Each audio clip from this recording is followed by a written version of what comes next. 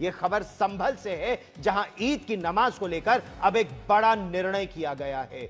दरअसल एक peace committee की बैठक के बाद फैसला यह किया गया है कि ईद की नमाज सड़कों और घरों की छत पर नहीं अदा की जाएगी। संभल में संवेदनशील माहौल को देखते हुए ईद, नवरात्र और रामनवमी को लेकर प्रशासन के अधिकारियों ने पीस कमेटी यानी शांति समिति की बैठकें की।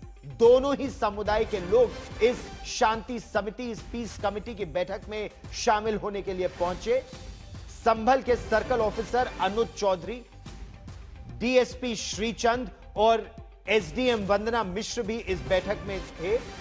बैठक में मुस्लिम समुदाय के लोगों ने घर की छत पर नमाज अदा करने की अनुमति मांगी, तो इस पर जो वहां के डीएसपी हैं श्रीचंद, उन्होंने साफ तौर पर कहा कि सड़कों पर और घरों की छतों पर अलविदा जुमा और ईद की नमाज नहीं पढ़ी जाएगी। केवल जो निर्धारित स्थल हैं, ईदगाह स्थल और मस्जिदों के अंदर ही नमाज पढ़ी जाएगी। वहीं सर्कल ऑफिसर अनुज चौधरी ने कहा कि आप अगर ईद की सेवई खिलाना चाहते हैं तो आपको हम गुजिया भी खिलाएंगे, आपको गुजिया भी खानी चाहिए।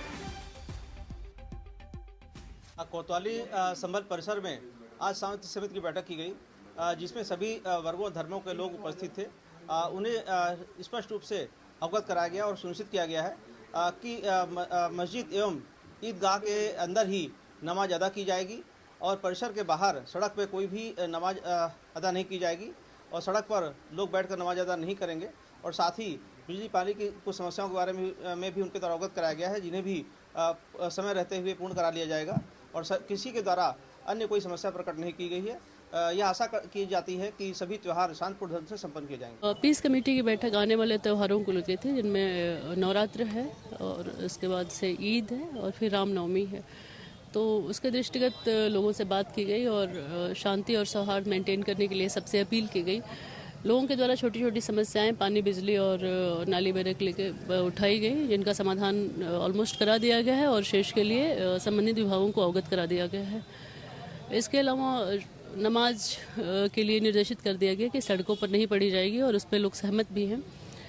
इनके द्वारा एक मुद्दा उठाया गया कि छतों पर नमाज पढ़ने दिया जाए मस्जिद से सटे हुए, तो उसमें कहा गया है कि उसकी जांच करा दी जाएगी। अगर उसमें लगता है कि परमिशन देने से कोई अनहोनी होने की आशंका है तो उसमें परमिशन नहीं दी जाएगी। इन सब चीज़ों पर बात हुई।